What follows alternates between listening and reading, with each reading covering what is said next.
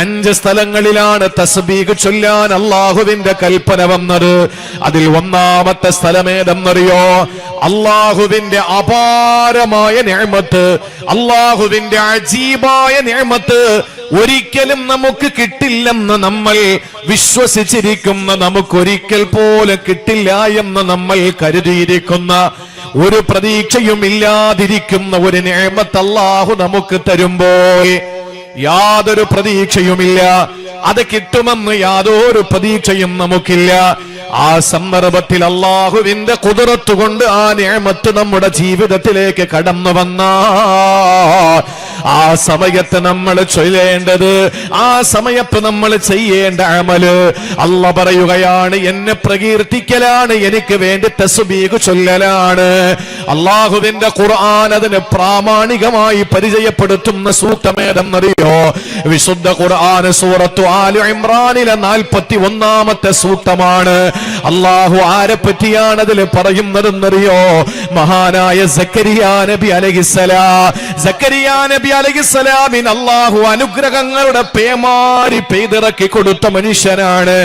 സക്കരിയാ നബി അലൈഹിസ്സലാമിന് ധാരാളം നിഅമത്തുകൾ അല്ലാഹു കൊടുത്തു. പക്ഷേ അല്ലാഹു സക്കരിയാ നബിക്ക് കൊടുക്കാത്ത ഒരേ ഒരു നിഅമത്ത് ഏതായിരുന്നെന്നറിയോ? സക്കരിയാ നബി അലൈഹിസ്സലാമിന് അല്ലാഹു ഒരു സന്താനത്തെ കൊടുത്തില്ല. ഒരു അനന്തരാവകാശിയായി ഒരു പൊന്നുമോനെയോ ഒരു പൊന്നുമോളെയോ കൊടുത്തില്ല. സക്കരിയാ നബി അലൈഹിസ്സലാം പലപ്പോഴും പാതിരാത്രികളുടെ നിശബ്ദതകളിൽ പടച്ചവനോട് തേടാൻ തുടങ്ങി, അല്ലാ എനിക്കൊരു കുഞ്ഞിനെ തരണേ തമ്പുരാനെ, എനിക്കൊരു സന്താനത്തിനെ തരണേ അല്ലാ. മഹാനായ സക്കരിയാ നബി അല്ലാഹുവിന്റെ മുന്നിലേക്ക് കരങ്ങൾ നീട്ടുകയാ. പ്രിയപ്പെട്ടവരെ, പാതിരാത്രിയുടെ നിശബ്ദതകളിൽ, ഇരുളിന്റെ ചുരുളില്, ആരോരുമില്ലാത്ത സന്ദർഭങ്ങളിൽ പടച്ചവന്റെ മുമ്പിൽ കരങ്ങൾ നീട്ടിയിട്ട് അല്ലാഹുവേ ഒരു സന്താനത്തെ തരണേ അല്ലാ. എന്നിട്ട് സക്കരിയാ നബി പടച്ചവനോട് പറയും, തമ്പുരാനെ വലമ്മകും ബിദുആഇക റബ്ബി ശഖിയാ, നിന്നോട് കരങ്ങൾ നീട്ടിയിട്ട് ഇന്നേ വരെ എനിക്ക് പരാജയം സംഭവിച്ചിട്ടില്ല അല്ലാ. ഏത് കാര്യങ്ങൾ നിന്റെ മുന്നിലേക്ക് കരങ്ങൾ നീട്ടിയിട്ട് ഞാൻ ചോദിച്ചിട്ടുണ്ടോ, ആ കൈവലിക്കും മുമ്പ് നീ തന്നിട്ടുണ്ട് തമ്പുരാനെ. അതുകൊണ്ട് എനിക്ക് നീ ഒരു സന്താനത്തെ തരണേ എന്ന് സക്കരിയാ നബി അലൈഹിസ്സലാം ചോദിക്കുമ്പോ, പ്രിയപ്പെട്ട സഹോദരങ്ങളെ, ഒരിക്കൽ സക്കരിയാ നബി അലൈഹിസ്സലാമിന്റെ അടുക്കലതാ മലക്ക് വരികയാ. എന്നിട്ട് സക്കരിയാ നബിയോട് പറയുന്നു, ഓ സക്കരിയാ, ഇന്നാ നുബശ്ശിറുക ബിഗുലാം, ഇതാ നിങ്ങൾക്ക് ഞാനൊരു മകനെ കൊണ്ട് സന്തോഷ വാർത്ത തരികയാ, ഒരു പൊന്നുമോനെ കൊണ്ട് നിങ്ങൾക്ക് സുവിശേഷം അറിയിക്കുകയാണ്. ആ മകൻ പിറന്നു കഴിഞ്ഞാൽ ആ മകന്റെ കൈ പിടിച്ചിട്ട് പേരിടാൻ വേണ്ടി നിങ്ങൾ നടക്കണ്ട, ആ മകന് പേര് തേടിയിട്ട് നിങ്ങൾ അലയണ്ട സക്കരിയാ നബിയെ. ഇസ്മുഹു യഹ്യാ, ആ മകന്റെ പേര് യഹ്യാ എന്ന.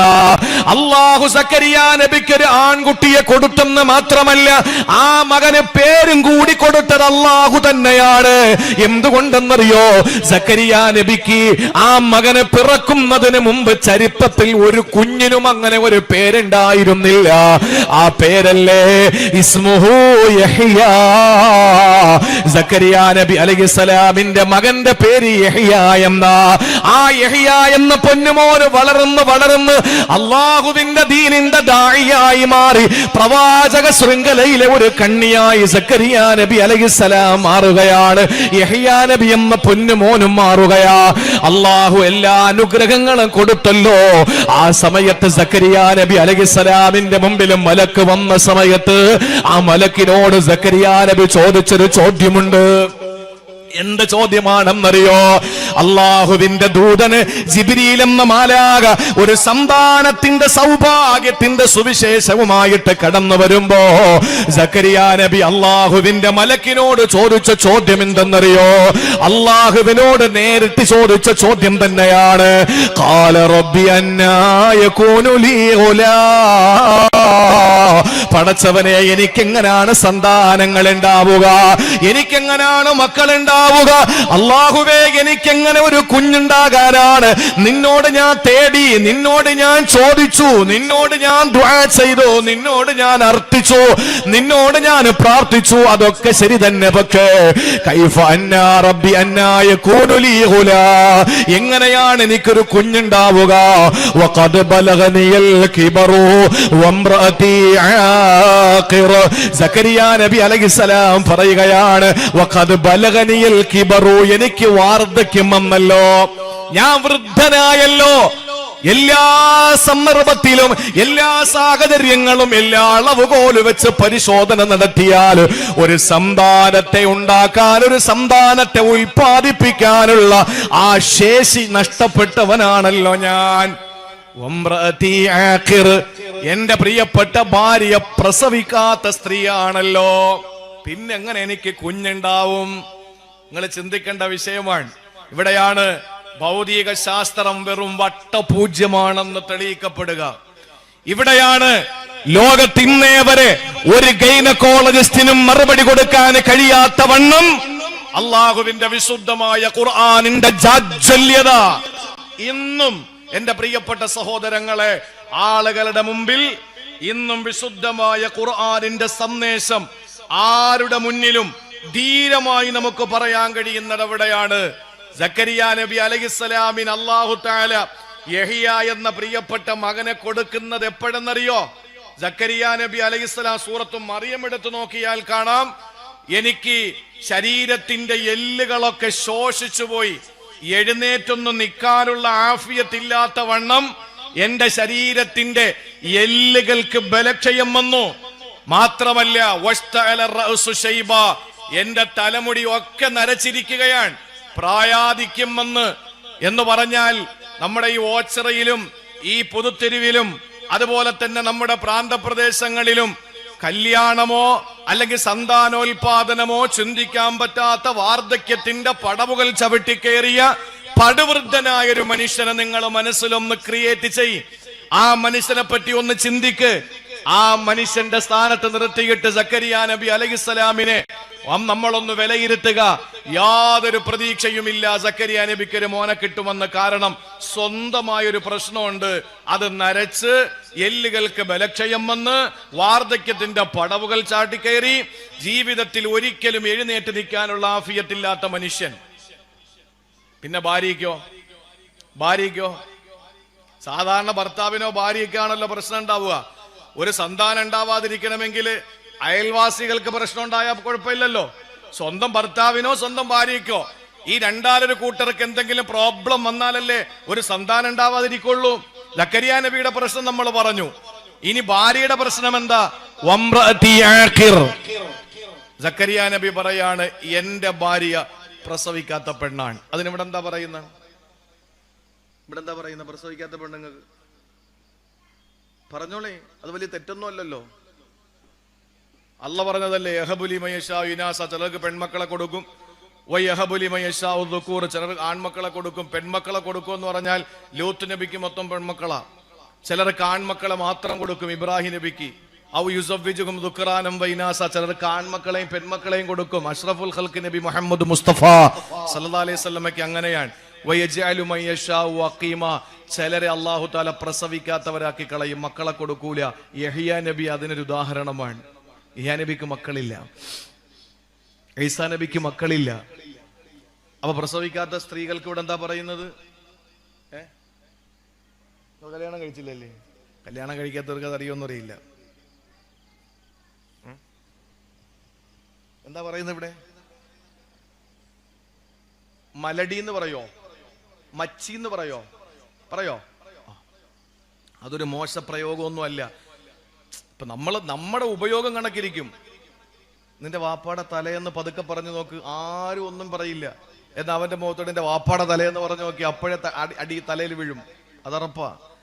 നമ്മുടെ പദപ്രയോഗങ്ങൾ ഇരിക്കും അങ്ങനെ. പണ്ടൊരു ധ്യാന കേന്ദ്രത്തിൽ പോയ രണ്ടുപേര്, ഒരുത്തൻ പുകവലിക്കാൻ ഭയങ്കര താല്പര്യമാണ്, അടുത്തവനും അത് തന്നെ. പക്ഷെ ധ്യാന കേന്ദ്രത്തിൽ പുകവലി അനുവദിക്കില്ല. അപ്പൊ ഇവർക്കാണെങ്കിൽ പുകവലിച്ചോളാൻ വയ്യ. പുകവലിച്ചോളാൻ വയ്യാതെ ആകെ ഒരു വല്ലാത്തൊരു ടെൻഡൻസിയാണല്ലോ, ഒരു മനുഷ്യന് വിറയൽ അനുഭവപ്പെടും. അവസാനം ഗുരുവിനോട് അനുവാദം ചോദിക്കാൻ രണ്ടുപേരും തീരുമാനിച്ചു. ഒരാൾക്ക് അനുവാദം കൊടുത്തു, ഒരാൾക്ക് അനുവാദം കൊടുത്തില്ല. ഗുരു പുകവലിക്കാൻ, പുക വലിച്ചുകൊണ്ട് നിൽക്കുന്നവനെ കണ്ട പുക വലിക്കാൻ അനുവാദം കിട്ടാത്തവൻ ചോദിച്ചു, എന്ത് പറ്റി, നിനക്ക് അനുവാദം തന്നോ? എനിക്ക് തന്നില്ലല്ലോ. അപ്പൊ ഈ അനുവാദം കിട്ടിയവൻ അനുവാദം കിട്ടാത്തോണ്ട് ചോദിച്ചു, നീ എന്താ ചോദിച്ചത്? ഞാനൊരു പുക വലിച്ചോട്ടെ എന്ന് ചോദിച്ചു. അതാ അനുവാദം കിട്ടാത്തത്, അതാ അനുവാദം നിനക്ക് കിട്ടാത്തത്. അപ്പൊ അവൻ ചോദിച്ചു, നീ എന്താ അനുവാദം ചോദിച്ചത്? അവൻ പറഞ്ഞു, ഞാൻ പുക വലിക്കുമ്പോഴും ധ്യാനം ചെയ്തോട്ടെ എന്ന് ചോദിച്ചു. മറ്റവൻ ചോദിച്ചത് എന്താ? ധ്യാനം ചെയ്യുമ്പോൾ പുക വലിച്ചോട്ടെ, പെർമിഷൻ കൊടുത്തില്ല. യവൻ ചോദിച്ചത് എന്താ? ഞാൻ പുക വലിക്കുമ്പോഴും ധ്യാനിച്ചോട്ടെ എന്ന് ചോദിച്ചു. ആയിക്കോട്ടെ എന്ന് ഗുരു പറഞ്ഞു. അങ്ങനെ ഞാനൊരു പുക വലിക്കാന്ന് പറഞ്ഞു. പദപ്രയോഗങ്ങളിൽ നമ്മുടെ ഇടയിലുള്ള പദപ്രയോഗങ്ങളിലാണ് ആ വേടിന് മോശവും അല്ലെങ്കിൽ അതിന്റെ മേന്മയുണ്ടാവുക. അതുകൊണ്ട് അങ്ങനെ ഒരു വാക്ക് പറയുന്നു എന്ന് കരുതിയിട്ട് നമ്മളാരും വിഷമിക്കണ്ട. സക്കരിയ നബി അലൈഹിസ്സലാമിന്റെ ഭാര്യ പ്രസവിക്കാത്ത പെണ്ണാം. പക്ഷേ അല്ലാഹു തആല അത്ഭുതകരമായിട്ടൊരു കുഞ്ഞിനെ കൊടുത്തു, യഹ്യ എന്ന കുഞ്ഞിനെ. അല്ലാഹു പറയുന്നത് എങ്ങനെയാണ്? സക്കരിയ നബി അലൈഹിസ്സലാം രാവും പകലുമായിട്ട് അല്ലാഹുവിനോട് തേടുകയാണ്. പടച്ചവനോട് ഇരവും പകലുമായി തേടിക്കൊണ്ടിരിക്കുകയാ.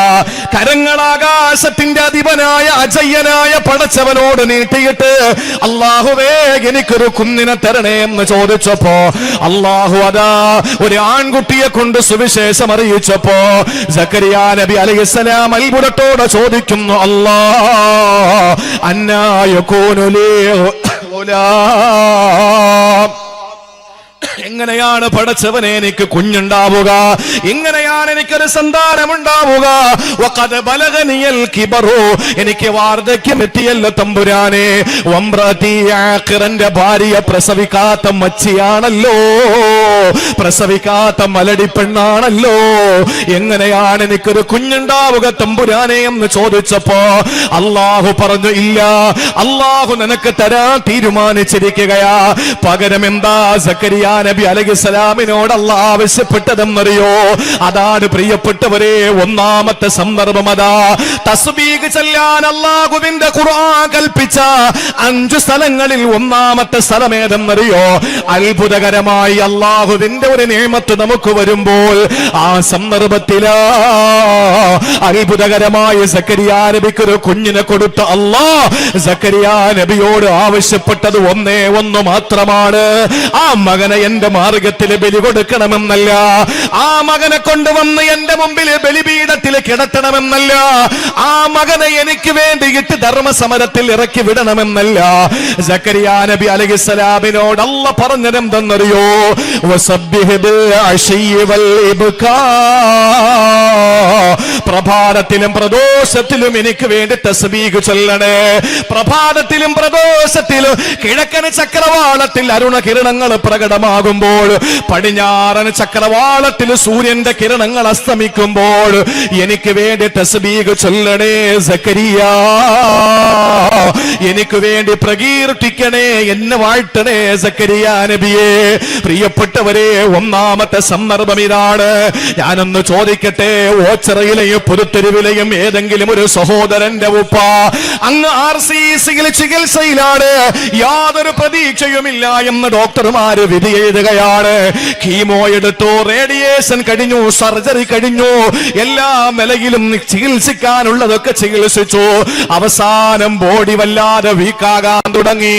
ഡോക്ടർ പറഞ്ഞു, ഏറ്റവും നിപുണനായ ഡോക്ടറാണല്ലോ, ആ ഡോക്ടർ പറയുകയാണ്, സഹോദര, നിങ്ങളുടെ ഉപ്പയെ നിങ്ങൾ ഓച്ചിറയിലേക്ക് കൊണ്ടുപോയ്ക്കോ. ഇനി ഒരു പ്രതീക്ഷയുമില്ല, ഇനി ഒരു പ്രതീക്ഷയും വേണ്ട. ഇനി ഉള്ള കാലം എത്ര ദിവസമെന്ന് പറയാ ഞങ്ങൾക്ക് കഴിയില്ല. വൈദ്യശാസ്ത്രം ഇതാ മുട്ടുകുത്തിയിരിക്കുകയാണ്. ഇനി മരുന്നിന്റെ ആവശ്യം ആവശ്യമില്ല. ഇനി പടച്ചവനിലേക്ക് നിങ്ങൾ കരങ്ങൾ നീട്ടിക്കോ. വീട്ടിലേക്ക് കൊണ്ടുപോയി വാപ്പയ്ക്ക് ഇഷ്ടമുള്ള ഭക്ഷണം കൊടുത്തോ. ഇതുവരെ പല ഭക്ഷണവും കഴിക്കരുതെന്ന് ഡോക്ടർമാര് വിലക്കിയിട്ടുണ്ടായിരുന്നു. ഇപ്പൊ ഡോക്ടർ പറയുകയാണ് ആവശ്യമുള്ള കൊതിയുള്ള ഭക്ഷണങ്ങൾ കൊടുത്തോ. എല്ലാ ബന്ധുക്കളെയും വിളിച്ചു കൂട്ടിയിട്ട് വാപ്പയ്ക്ക് സന്തോഷത്തിന്റെ നിമിഷങ്ങൾ സമ്മാനിച്ചോ. പിണങ്ങിക്കഴിയുന്നവരെയൊക്കെ ഇണക്കി നിർത്താനുള്ള ശ്രമം നടത്തിക്കോ. ഇതെല്ലാം ഡോക്ടർ പറഞ്ഞയക്കുമ്പോ അവിടുന്ന് വണ്ടി പിടിച്ചിട്ട് ഓച്ചിറയിലെ പുതുത്തെരുവിലേക്ക് വരുന്ന എന്റെ ചെറുപ്പക്കാരാ, വീട്ടിലേക്ക് കൊണ്ടുവന്ന് പ്രിയപ്പെട്ട വാപ്പയ്ക്ക് പ്രത്യേകം തയ്യാറാക്കിയ ബെഡിൽ കിടത്തിയിട്ട് ആ വാപ്പയുടെ ചുറ്റും മക്കളായ മക്കളും മരുമക്കളും പേരമക്കളും വട്ടമിട്ട് നിന്നിട്ട് ആ വാപ്പയ്ക്ക് വേണ്ടിയിട്ട് എല്ലാ സൗകര്യവും ചെയ്തു കൊടുക്കുന്ന പ്രിയപ്പെട്ട മോനെ, ഒരു കാര്യം ഓർത്തോ. ദിവസങ്ങൾ ആഴ്ചകൾക്ക് മാറി കൊടുത്തു. ആഴ്ചകൾ മാസങ്ങളെ പ്രസവിച്ചപ്പോൾ ഇതാ നിന്റെ വാപ്പ എഴുന്നേക്കാൻ തുടങ്ങുകയാ. എല്ലാ നിലയിലും നിന്റെ പ്രിയപ്പെട്ട വാപ്പ ഭൗതികമായ ശാസ്ത്രത്തിന്റെ മുമ്പിൽ നിന്റെ വാപ്പാക്ക് മരിക്കാൻ ഇനി മണിക്കൂറുകൾ മാത്രം ബാക്കിയെന്ന വിധി എഴുതുമ്പോ ആ വാപ്പ എഴുന്നേറ്റ് പള്ളിയിൽ പോവുകയാ, വാപ്പ അങ്ങാടിയിൽ പോവുകയാ. വാപ്പാക്ക് അള്ളാഹു ആരോഗ്യം കൊടുത്തു. അത്ഭുതകരമായി വാപ്പയെ അള്ളാഹു രക്ഷപ്പെടുത്തുമ്പോ നീ എന്താ പറയേണ്ടതെന്നറിയോ?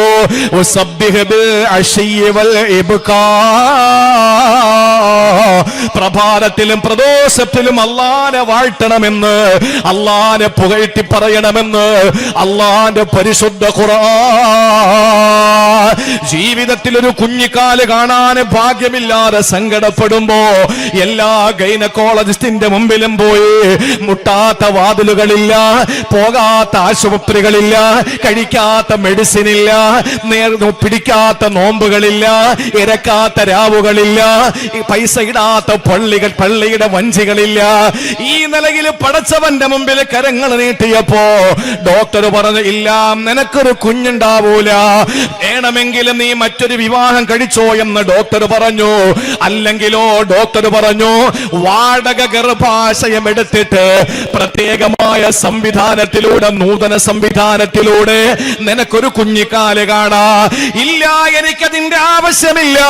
എനിക്ക് സർവാധിനാഥനായ സർവഗുണ സമ്പൂർണനായ സർവലോക സൃഷ്ടിയുടെ സംഹാരകർത്താവായ അള്ളാഹു തരുമെന്ന പ്രതീക്ഷയോടെ നിന്നപ്പോൾ ദിവസങ്ങൾ ആഴ്ചകളായി മാറിക്കൊണ്ടിരിക്കുമ്പോ ഒരു ദിവസം നിന്റെ രാജകുമാരി, നിന്റെ പ്രാണപ്രേയസി, നിന്റെ പ്രിയപ്പെട്ട ഭാര്യ നിന്റെ അടുത്ത് വന്നിട്ട് പറയുകയാണ് എനിക്കെന്തോ വിശേഷമുള്ളതുപോലെ തോന്നുകയാ.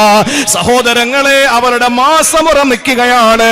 അവരുടെ വയറ്റിലതാ ഒരു കുഞ്ഞിക്കാൽ അള്ളാഹു കൊടുക്കുമ്പോ ലോകത്ത് മുഴുവൻ ഗൈനക്കോളജിസ്റ്റുകളും ഇല്ല, പ്രസവിക്കൂലെന്ന് വിധി എഴുതുന്ന സന്ദർഭത്തിൽ അള്ളാഹു നിനക്ക് അത്ഭുതകരമായി ഒരു കുഞ്ഞിനെ തന്നു കഴിഞ്ഞാൽ എന്താ നീ ചെയ്യേണ്ടതെന്നാണ് ഒന്നാമതായി അല്ലാഹു പഠിപ്പിച്ചത്.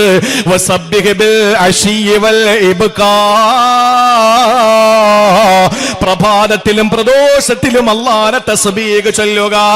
തന്റെ പ്രിയപ്പെട്ട മകൾക്ക് 10ഉം 30ഉം വയസ്സ് കഴിഞ്ഞു, സൗന്ദര്യമില്ല, സമ്പത്തില്ല, കുടുംബമാഹാത്മ്യമില്ല, ഒന്നുമില്ലാത്തതിന്റെ പേരില് വർത്തമാന കേരളീയ ചെറുപ്പക്കാര് ഒരുത്തനും കല്യാണം കഴിക്കുന്നില്ല. എന്റെ പൊന്നുമോളുടെ വിവാഹത്തിന്റെ സൗഭാഗ്യം കാണാൻ കഴിയാത്ത സങ്കടപ്പെട്ടിരിക്കുന്ന വാപ്പ ഒരു സുപ്രഭാതത്തിൽ ഏതോ ഒരു ചെറുപ്പക്കാരൻ വന്നിട്ട് ഞാൻ കെട്ടിക്കോളാം എന്ന് പറയുമ്പോ പ്രിയപ്പെട്ടവരെ, ജീവിതത്തിൽ ഒരിക്കലും നടക്കില്ലെന്ന് കരുതിയിരുന്ന ഒരു കാര്യത്തിന് അല്ലാഹു തആല അത്ഭുതകരമായി ഒരു നിഅമത്തിനക്ക് തന്നു കഴിഞ്ഞ ഒന്നാമതായി വിശുദ്ധ ഖുർആൻ പറയുന്നു 5 സ്ഥലങ്ങളിൽ ഒന്ന് വസബ്ബിഹ് ബിൽ അശിയ്യി വൽ ഇബ്കാർ. പ്രഭാതത്തിലും പ്രദോഷത്തിലും നീ അള്ളാഹുവിനെ വാഴ്ത്തി പറയണം. ഇത്രേ റബ്ബ് നമ്മളിൽ നിന്ന് പ്രതീക്ഷിക്കുന്നുള്ളൂ. ഒരു പ്രതീക്ഷയില്ലാത്തൊരു കാര്യം നടക്കുമ്പോ നമ്മൾ എന്തു പറയണം? സുബ്ഹാനല്ലാഹ്. അത് ഖുർആന്റെ ഭാഷയാണ്. നിരവധി സ്ഥലങ്ങളിൽ തസ്ബീഹിനെ പറ്റി പറഞ്ഞ ഖുർആൻ ആവർത്തനങ്ങൾ മാറ്റിവെച്ചു കഴിഞ്ഞാൽ 5 സ്ഥലങ്ങളിൽ നീ എന്നെ പ്രകീർത്തിക്കണമെന്ന് അല്ലാഹ് പറഞ്ഞതിൽ ഒന്നാമത്തെ സന്ദർഭം സക്കരിയ നബിക്ക് യഹ്യ നബിയെ കിട്ടിയതിലൂടെ സൂറത്തു ആല ഇമ്രാൻ 41-ാമത്തെ സൂക്തം പഠിപ്പിക്കുന്നത്, നിനക്ക് അത്ഭുതകരമായി എന്തെങ്കിലും ഒരു നിഅമത്ത് അല്ലാഹു നിനക്ക് തരുമ്പോഴാണ്. ഒന്ന് മറക്കരുത്. പണി എത്രയായി? ഇനി രണ്ടാമത്തേത് നമ്മുടെ ജീവിതത്തിൽ ഒരുപാട് അഭിപ്രായ വ്യത്യാസങ്ങൾ നമ്മൾ കേൾക്കും. നമുക്ക് ശത്രുക്കൾ ഒരുപാടുണ്ടാവും. ഈ ശത്രു എന്ന് കേൾക്കുമ്പോ നിങ്ങൾ ആരും ചിന്തിക്കണ്ട സയനിസ്റ്റ്, ഫാസിസ്റ്റ്, നാസിസ്റ്റ്, ദുർഭൂത, ദുർഗുണ, പ്രതിലോമ, പിന്തിരിപ്പൻ ശക്തികൾ മാത്രമാണ് എന്ന് നമ്മൾ കരുതണ്ട. ഫാസിസ്റ്റുകളോ നാസിസ്റ്റുകളോ ദുർഭൂതങ്ങളോ ദുർഗുണന്മാരോ ഒന്നും ആണെന്ന് നമ്മൾ കരുതണ്ട. ഞാൻ എൻ്റെ സ്ഥലത്ത് പ്രസംഗത്തിന് പോകുമ്പോൾ പകുതിയിൽ വെച്ച് പോലീസ് വന്നു. ഇവിടെ മെനിങ്ങാന്ന് വന്നു എന്നറിയാൻ കഴിഞ്ഞു. അത് പിന്നെ ടൈം ഓവർ ആയത് കൊണ്ടാവാം. ഞാൻ ആ പ്രോഗ്രാമിന് പങ്കെടുത്ത് പകുതിയായപ്പോഴേ പോലീസ് വന്നിട്ട് പറഞ്ഞു മൈക്ക് ഓഫ് ആക്കണമെന്ന് പറഞ്ഞു. മൈക്ക് ഓഫ് ആക്കി ഇത്രയും പുരുഷന്മാരടുത്തേക്ക് വിളിച്ചിരുത്തിയിട്ട് ഞാൻ എങ്ങനെ പ്രസംഗിക്കാനാ? സ്ത്രീകളാണെങ്കിൽ ഇതിന്റെ 10 ഇരട്ടിയുണ്ട്. അപ്പൊ എങ്ങനെയാ സംസാരിക്കുക? അവരോട് സംഘാടകർ ചെന്നിട്ട് കാല് പിടിച്ചു നോക്കി. അവര് പറഞ്ഞു അങ്ങേ അറ്റം പോയ 1/2 മണിക്കൂർ. അവസാനം എന്താ പ്രശ്നം? നമുക്ക് പ്രശ്നം അറിയണമല്ലോ. പറഞ്ഞു നിങ്ങളുടെ പ്രസംഗം നടക്കുന്ന അടുത്ത് നിങ്ങളുടെ സമുദായത്തിൽപ്പെട്ട ആളുകൾ തന്നെ വിളിച്ചു പറഞ്ഞതാണ് മൈക്ക് ഓഫ് ആക്കാൻ. എങ്ങനെയുണ്ട്? യാക്കൂബ് നബി അലൈഹിസ്സലാമിന്റെ അടുത്ത് വന്നിട്ട് മോൻ പറഞ്ഞ എന്താ? യൂസുഫ് നബി അലൈഹിസ്സലാം, പാപ്പാ ഞാൻ ഒരു സ്വപ്നം കണ്ട്. സ്വപ്നം എന്താ മോനെ? യൂസുഫ് നബി അലൈഹിസ്സലാം സ്വപ്നം പറഞ്ഞു കൊടുത്തു. അപ്പൊ യാക്കൂബ് എന്ന വാപ്പ പറഞ്ഞ എന്താ? പൊന്നു മോനെ, ഇതാരറിഞ്ഞാലും നിന്റെ 11 സഹോദരങ്ങൾ അറിയരുത്. എന്റെ മക്കളാണ്, പക്ഷെ അവരറിയരുത്. ചിലപ്പോ നമ്മുടെ ശത്രു എവിടെ നിന്നുണ്ടാവും? കൂടപ്പറപ്പുകളായിട്ട് വരും. അതായി പറയുന്നത്. അതുകൊണ്ട് ശത്രു എന്ന് കേൾക്കുമ്പോ ഫാസിസ്റ്റുകൾ മാത്രമാണെന്ന് ആരും കരുതി പോകണ്ട. അതുകൊണ്ട് നമ്മുടെ ജീവിതത്തിൽ എതിരാളികൾ, ശത്രുക്കൾ എന്തെങ്കിലും നമ്മളെ പറ്റി പറയുന്ന സന്ദർഭത്തിൽ നമ്മൾ എന്ത് വേണം?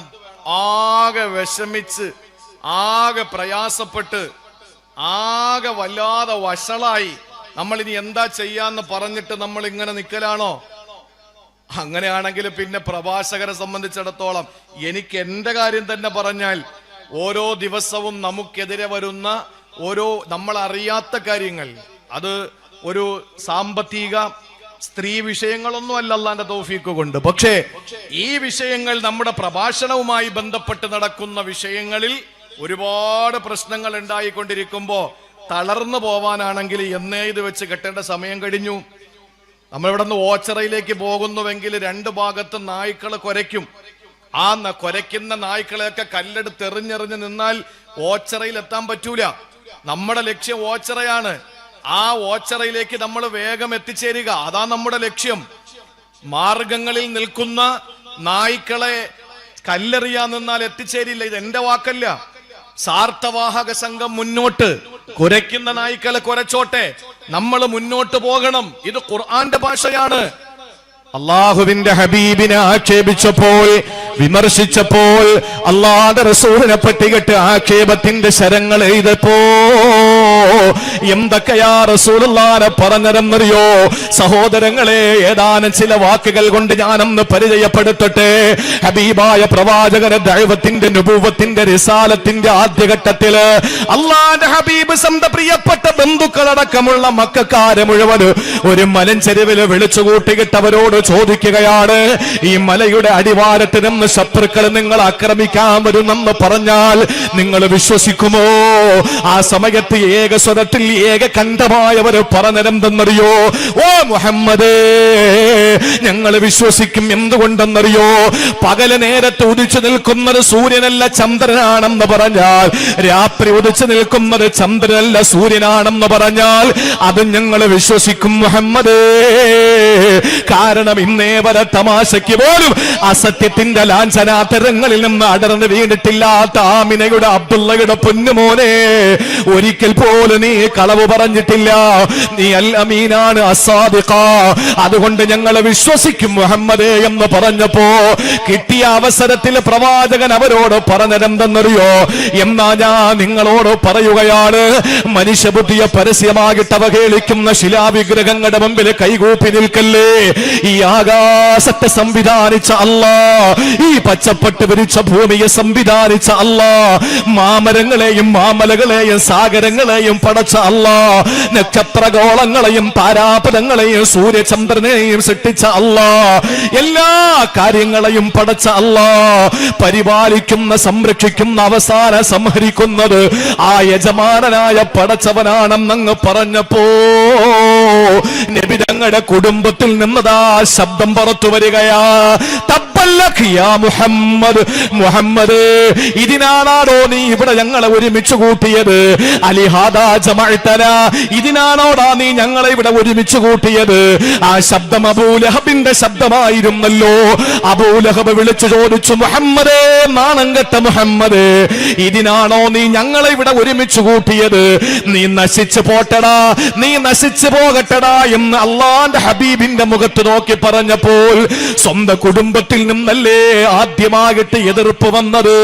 അള്ളാന്റെ റസൂലിന്റെ ഹൃദയം തേങ്ങാൻ തുടങ്ങുമ്പോ ഇതാ ജിബ്രീൽ എന്ന മാലാഖയെ വിളിച്ചിട്ട് ആകാശ ലോകത്തിൽ നിന്ന് പടച്ചവന്റെ അറിയിപ്പ് വരികയാണ്. തബ്ബത് യദാ അബീ ലഹബിൻ വതബ്, നബിയേ നിങ്ങൾ വിഷമിക്കല്ലേ, നിങ്ങൾ പ്രയാസപ്പെടല്ലേ, നിങ്ങൾ വേദനിക്കല്ലേ, നിങ്ങളുടെ ഹൃദയത്തിന് യാതൊരു ചാഞ്ചാട്ടവും വരല്ലേ, ആ മനസ്സ് സങ്കടപ്പെടല്ലേ, ആ മനസ്സ് വേദനിക്കല്ലേ. തബ്ബത് യദാ അബീ ലഹബിൻ വതബ, ഈ അബൂലഹബിന്റെ രണ്ട് കരങ്ങളും നശിച്ചു പോട്ടെ, നശിച്ചു പോയിരിക്കുകയാ. പ്രിയപ്പെട്ടവരെ, അറബികളുടെ ഇടയിൽ ഏറ്റവും മോശമായ പദമേതെന്നറിയോ? നിനക്ക് നാശം വരട്ടെ എന്ന ശാപവാക്കാണ്. ആ ശാപവാക്കാണ് 40ാമത്തെ വയസ്സിൽ എന്റെ ഹബീബ്, നിങ്ങളുടെ നായകൻ അഷ്റഫുൽ ഖൽഖ് നബി മുഹമ്മദ് മുസ്തഫ സ്വല്ലല്ലാഹു അലൈഹി വസല്ലമ തങ്ങളുടെ റിസാലത്തിന്റെ ഭൂമുഖത്തേക്ക് നോക്കിയിട്ട് കുടുംബത്തിൽ പിറന്ന അബൂലഹബ് വിളിച്ചു പറഞ്ഞതെങ്കിൽ അതേ നാണയത്തിൽ അല്ലാഹു തിരിച്ചടിച്ചുകൊണ്ട് റസൂലുള്ളാഹിനെ സുരക്ഷിതനാക്കിയില്ലേ? കാലങ്ങൾ കഴിഞ്ഞു പോയി. അള്ളാന്റെ പ്രിയപ്പെട്ട പ്രവാചകന് ആൺമക്കളും പെൺമക്കളുമായിട്ട് അല്ലാഹു തആല 7 മക്കളെ കൊടുത്തു. അതിൽ ആൺമക്കളെല്ലാം പിറന്നുടനെ മരിക്കാൻ തുടങ്ങി. ആ സമയത്ത് ആസുബിനു വായിൽ എന്ന് പറയുന്ന ധിക്കാരിയായ തെമ്മാടിയായ മനുഷ്യൻ എന്താ പറഞ്ഞതെന്നറിയോ? റസൂലുള്ള എവിടെ പ്രസംഗിക്കുമോ, എവിടെ പ്രബോധനം ചെയ്യുമോ, അവിടെ വന്നുകൊണ്ട് ആളുകളെ വിളിച്ചു കൂട്ടിയിട്ട് പറയൂ, ഇന്നഹോ അബ്തർ, ഇവന് വേരറ്റവനാണ്, വാലറ്റവനാണ്, ഇവന് സന്താനങ്ങൾ വാഴാത്തവനാണ്. കണ്ടില്ലേ, ഇവന്റെ ആൺമക്കളെല്ലാം മരിച്ചു പോകുന്നത് കണ്ടില്ലേ? ഇവന് മക്കള് വാഴാത്തവനാണ്, ഇവന് വേരറ്റ് പോയവനാണ്, ഇവന് വാലറ്റ് പോയവനാണ്. ഇതാ ഹലക്ക ഇങ്കത്തഴതിക്കറുഹോ, യവനെങ്ങാനും മരിച്ചാ പിന്നെ ചോദിക്കാൻ ആരുമില്ല. റസൂലുള്ളാന്റെ ഹൃദയത്തിൽ തന്റെ പൊന്നുമക്കൾ മരിച്ചപ്പോൾ വരാത്ത വേദന ആളുകൾ ഇങ്ങനെ ആക്ഷേപിച്ചപ്പോൾ കടന്നു വരികയാ. പ്രവാചകന്റെ മനസ്സ് വല്ലാതെ നൊമ്പരപ്പെടുകയാ. ഒരു വാപ്പയ്ക്കറിയല്ലോ, ഒരു മോൻ മരിച്ചാൽ ആ മകൻ മരിക്കുന്നതിന്റെ ആ ദിവസങ്ങളിലോ അടുത്ത ദിവസങ്ങളിലോ നിനക്ക് മോനുതകൂലടാ, നിനക്ക് മക്കൾ വാഴൂലടാ, നിന്റെ മക്കളൊക്കെ മരിക്കുന്നത് നീ സമൂഹത്തിൽ വട്ടപൂജ്യമായത് കൊണ്ടാടാ എന്ന് നാട്ടുകാര് പറഞ്ഞാലുള്ള മാനസികാവസ്ഥ നിങ്ങൾക്കറിയോ? അള്ളാന്റെ ഹബീബിന്റെ മനസ്സങ്ങ് പതറാൻ തുടങ്ങിയപ്പോ മലക്ക് ജിബ്രീൽ വിണ്ണിൽ നിന്നും മണ്ണിലേക്ക് ഇറങ്ങി വന്നിട്ട് ഓതിക്കൊടുക്കുകയാ. ഖുർആനിലെ ഏറ്റവും ചെറിയ അധ്യായം, ഒരൊറ്റ വരിയുള്ള, ഒരേ ഒരു വരിയുള്ള 3 ആയത്തുകളുള്ള ഏറ്റവും ചെറിയ അധ്യായം അള്ളാഹു അവതരിപ്പിച്ചു കൊടുത്തു. അധ്യായത്തിൽ നബി തങ്ങളെ വിളിച്ചിട്ട് പറഞ്ഞു, ഇന്നാ അഅ്തൈനാകൽ കൗസർ, നബിയേ നിങ്ങൾക്ക് എണ്ണമറ്റ അനുഗ്രഹങ്ങൾ ഞാൻ തന്നില്ലേ, ഫസല്ലി ലിറബ്ബിക വൻഹർ, നബിയേ അങ്ങ് നിസ്കരിക്കണം, അങ്ങ് മറ്റുള്ളവർക്ക് വേണ്ടി ബലിയറുത്തു കൊടുക്കണം. എന്നിട്ട് അല്ലാഹുവിന്റെ ഖുർആൻ പറഞ്ഞു, ഇന്ന ശാനിയക ഹുവൽ അബ്തർ, അങ്ങയെ വയരറ്റവനെന്ന് വിളിച്ചവന്, അങ്ങയെ വാലറ്റവനെന്ന് വിളിച്ചവന്, അങ്ങക്ക് സന്താനങ്ങൾ ഉപകരിക്കൂല എന്ന് പറഞ്ഞവന്, അവനാണ് നബിയെ അബ്തർ, അവനാണ് വേരറ്റവൻ, അവനാണ് വാലറ്റവനെന്ന് പറഞ്ഞപ്പോൾ അല്ലാഹുവിന്റെ ഹബീബിന് സമാധാനം വന്നു. വീണ്ടും ദിവസങ്ങൾ ആഴ്ചകളായി കടന്നുകൊണ്ടിരിക്കുകയാ. ദീനീ പ്രബോധനത്തിൽ ധീരമായ ചുവടുവെപ്പ് റസൂലുള്ള നടത്തിക്കൊണ്ടിരിക്കുമ്പോ എവിടെ പോയാലും ഹബീബിന്റെ പിന്നാലെ ആളുകൾ കൂടിയിട്ട് പറയാൻ തുടങ്ങി, ഇന്നഹു മജ്നൂൻ, ഇവന് ഭ്രാന്തനാണ്, ഇവന് മാനസിക വിഭ്രാന്തിയുള്ളവനാണ്, ഇവന് പിച്ചുമ്പേയും പറയുന്നതാണ്, ഇവൻ അത്തുംപുത്തുമാണെന്ന് പറഞ്ഞപ്പോൾ അല്ലാഹുവിന്റെ റസൂലിന്റെ മനസാക്ഷി വല്ലാതെ മരവിച്ചു പോവുകയാ. മനസ്സിനകത്ത് വല്ലാത്ത വേദന വരികയാ.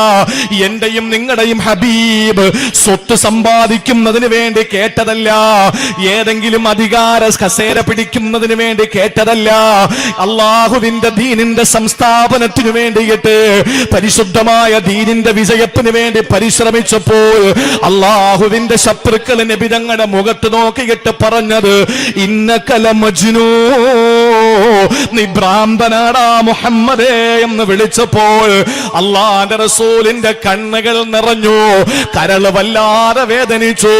അതാ ജിബ്രീൽ വരികയാ,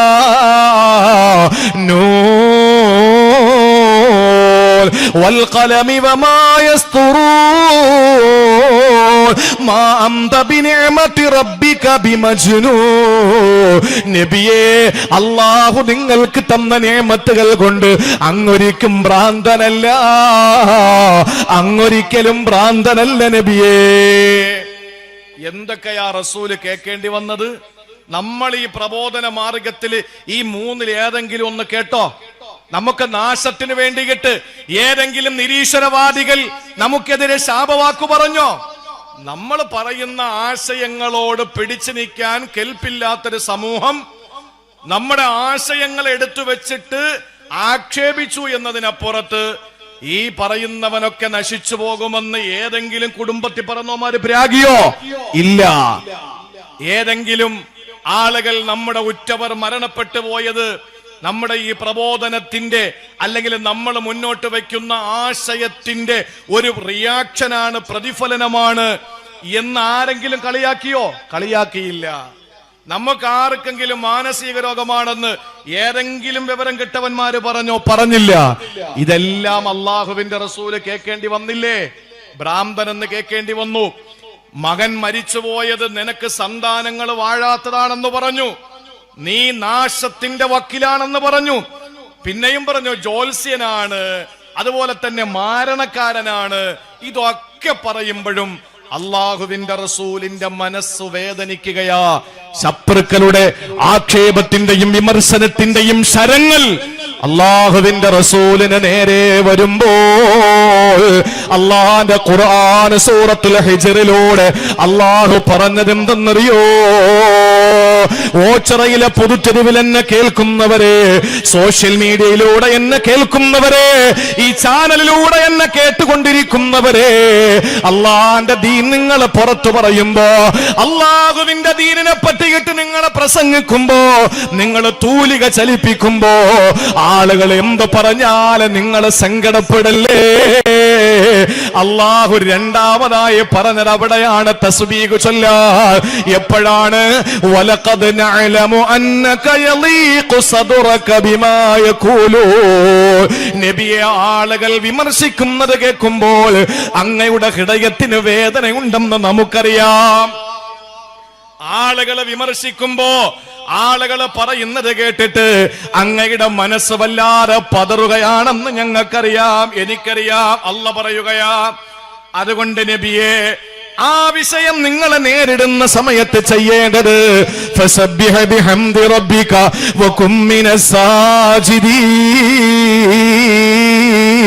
അല്ലാഹു സൂറത്ത് ഹിജ്റിലെ 98-ാമത്തെ സൂക്തത്തിലൂടെ പറയുന്നു, അങ്ങനെ ആളുകൾ എന്ത് പറഞ്ഞാലും നിങ്ങൾ ആ സമയത്തന്നെ പ്രകീർത്തിക്കണം.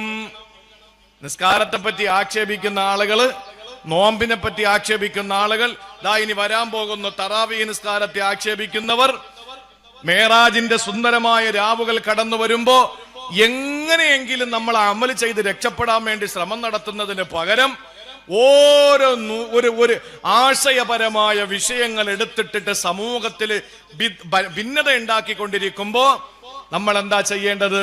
അള്ളാഹുവിനെ പ്രകീർത്തിച്ച് മടങ്ങണമെന്ന് വിശുദ്ധ ഖുർആൻ. അപ്പൊ രണ്ടാമത് നമ്മൾ തസ്ബീഹ് ചൊല്ലണമെന്ന് ഖുർആൻ പറഞ്ഞത് എവിടെയാണ്? നമ്മൾ ആക്ഷേപങ്ങളും വിമർശനങ്ങളും കേൾക്കുന്ന സമയത്ത് വലഖദ് നഅലമു അന്നക യളീഖു സദറുക ബിമാ യഖൂലൂൻ, ജനങ്ങൾ പറയുന്നത് കേട്ടിട്ട് അങ്ങയുടെ ഹൃദയത്തിന് വല്ലാത്ത പെടച്ചിലുണ്ടെന്ന് എനിക്കറിയാം നബിയെ. പക്ഷേ വസബ്ബിഹ് ബിഹംദി റബ്ബിക വകും മിനസ് സാജിദീൻ, നിങ്ങൾ അള്ളാഹുവിനെ പ്രകീർത്തിച്ചുകൊണ്ട് സുജൂദിലേക്ക് വീഴൂ നബിയെ. എൻ്റെ പ്രിയപ്പെട്ട സഹോദരങ്ങളെ, എന്ത് വിമർശനങ്ങളും ആക്ഷേപങ്ങൾ ഉണ്ടായാലും നമ്മൾ ചെയ്യാനുള്ളത് ഒറ്റ കാര്യം, അള്ളാഹുവിനെ പ്രകീർത്തിക്കലാണ്. അതിന് പരിഹാരമുണ്ട്.